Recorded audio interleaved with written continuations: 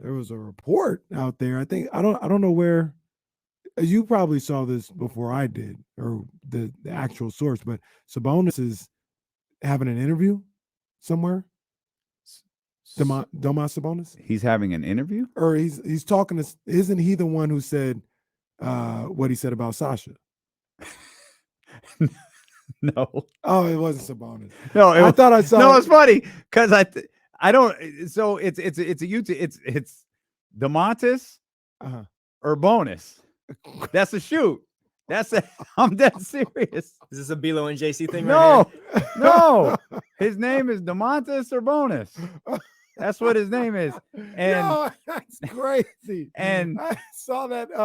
It was your tweet. That's what I that's saw. last it. week. Yeah. And it was on Hoops Hype, right? Right. And I was like, oh dang, Demonta said that. That's crazy. And And he did, I guess. and the local guy says Demontis Urbanus sounds like Demontis Sabonis' evil doppelganger in a parallel dimension. I didn't catch that at all. See, that's why you gotta You. make sure you see that. It was a busy morning. That's all right. So who is that guy? So I think is he a teammate? I think he's a teammate of Sasha. But I need to confirm that. He said so this was actually from a YouTube interview. This was a clip, a transcribed clip that was that Hoops Hype picked up. And it's from a YouTube video where they're talking about the money involved in the finances. But the quote that Hoops Hype used was, at first, it was almost clear that he was for sure done with Olympiacos. But for instance, in the recent days, I heard that the situation is changing a little bit, and it's not clear yet if he's really going there because it takes a lot of different questions. That's the quote. I recognize the end of that's a little rocky, but that was the quote. The full context is they're talking about he's talking about the money being offered, and then the money it takes to get those guys out of contract, out of their Olympiacos, their overseas, their EuroLeague contracts. Yeah. And I don't know, what's changed in the last few days, because that indicates it was something before that it's not now. Right. And so I obviously, besides what was said in this YouTube video, I don't know. Yeah. So I say all that to say, when you ask if you're done with Metu, if Sasha is coming over, I think absolutely you're done with Metu. If he's not, that may open up the door for Metu to come back again. And I don't want to make it like nobody else would want him. I don't know if there's going to be like a bidding war for Metu. I think he's going to be readily available for you if you want to bring him back. And if there's no Sasha coming over, I mean, I like Metu more than most. I like the way he performed. I like and appreciated the way he bought in this year. At least I feel like he bought in this year. And he tried, at least. He tried not to be this, 6'10" gunner, who's shooting from the perimeter all the time. He was aware of making sure his shot selection was up to par with what the goals were for the offense and things of that nature. So I wouldn't be against having him back if Sasha isn't coming over.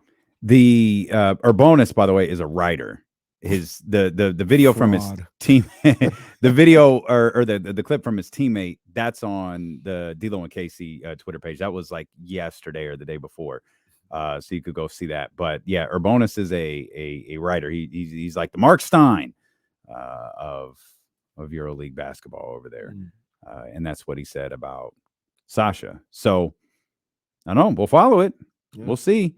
He has a podcast out, and one of the teasers, much like Jesse puts out for the D'Lo and Casey every day, from the D'Lo and Casey account every day, he has a bullet point that says the tricky part of Sasha Vezenkov's situation.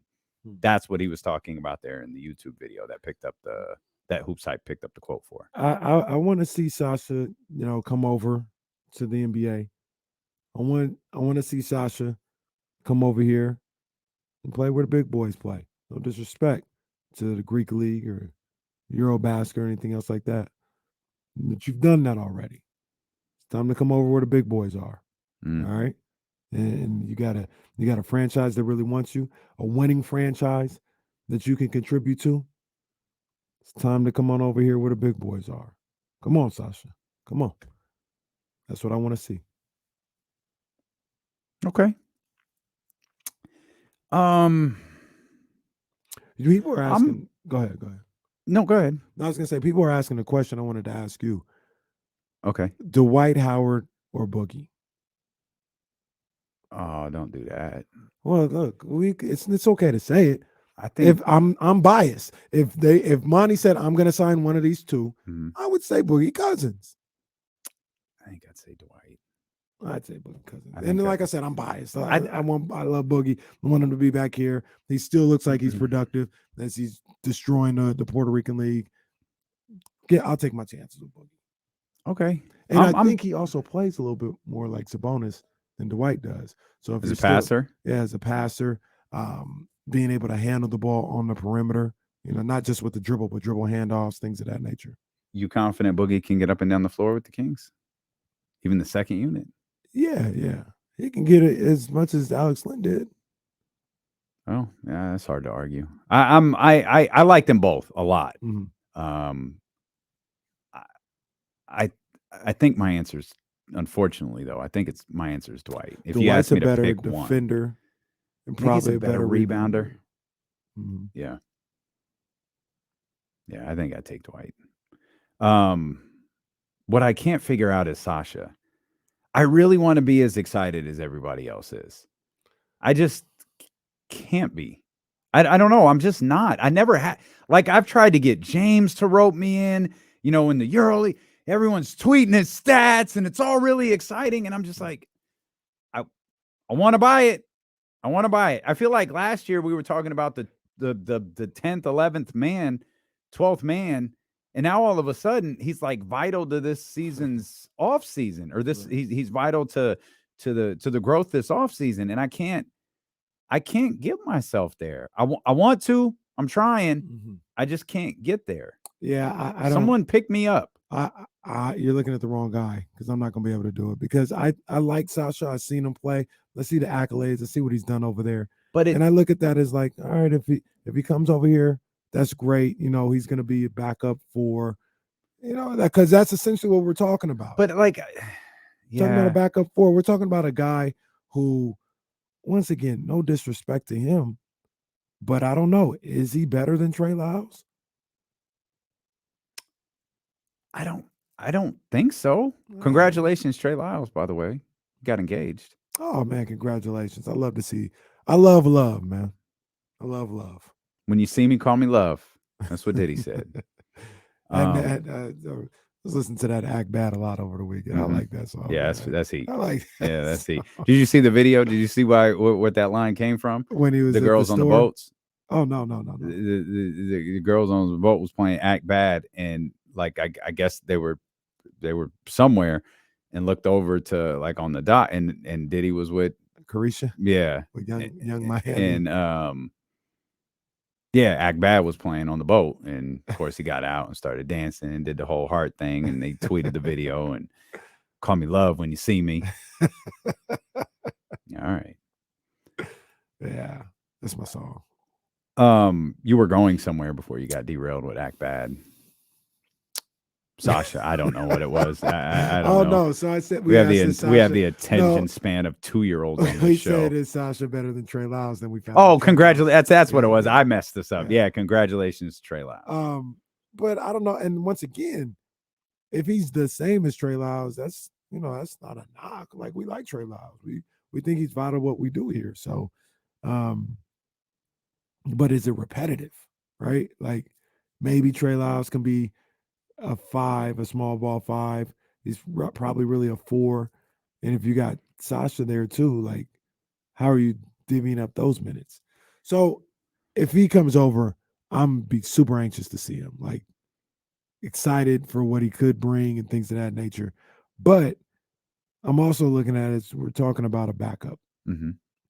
Well, that's it. But as we've learned, backups are important to this team. Yeah. It's an important role.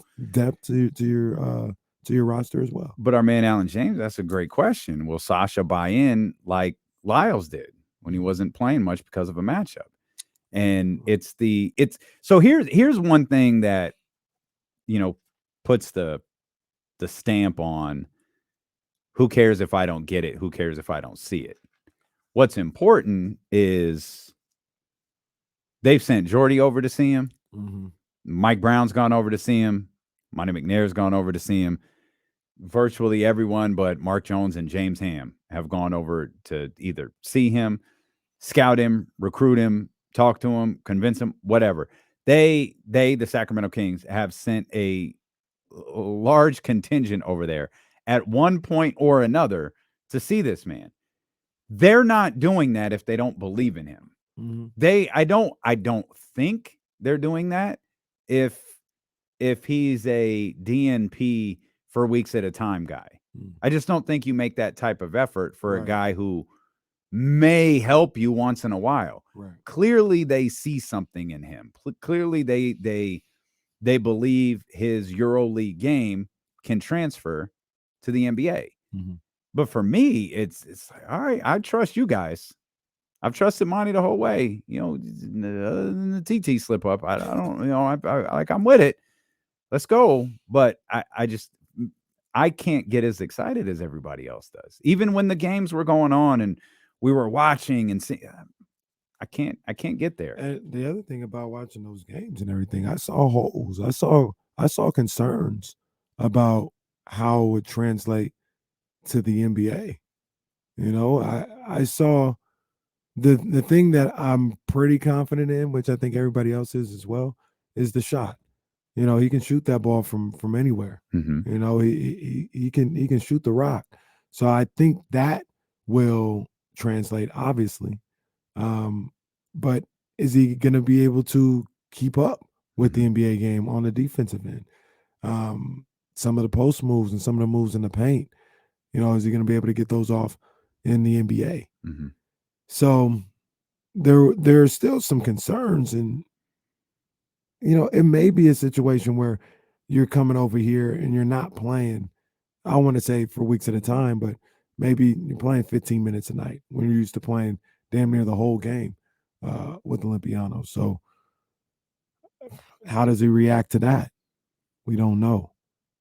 I don't. Those types of things have to be made clear to him, though, and he probably has to understand that. Given this isn't the Kings roster from 2 seasons ago or 3 seasons ago, where I think part of the reason, not in it, like I think the guys on the squad are like the highest character, but I think it's also to accept reduced roles or stretches without playing when you're winning. Mm-hmm. When you're the disaster that this franchise was just a couple of years ago, I think that's a lot harder for Sasha or Chemezi or anybody to accept. Right. And, you'd hope those types of expectations are made clear. In sales, they talk about, managing expectations for your prospective client. Well, this is a situation where you've got to make sure the expectations are understood with your prospective player. Yeah. Yeah. So we'll see what happens with him. I once again, I want to reiterate, I want him over here with the Kings. I keep saying, come on over, man. Come over with the big boys, man. Let's see what you got here. I think that you're going to be able to play. I think for all the concerns I may have, not all the concerns, but for the concerns that I do have with this game, there are just as many things that I feel are transferable to the NBA game. The shooting, the basketball IQ, somebody that's been the best player on a winning team, I think can add to the IQ or just add to the chemistry of this team. Like, because he may look at it as, well, this is easy. I'm not the focal point of every defense like I was back on my other team. Now I can kind of float around. I'm going to see some open looks and be able to just catch and shoot or catch and finish or something like that. So I think those things are transferable. But, at the end of the day, if he doesn't come, it's not the end of the offseason.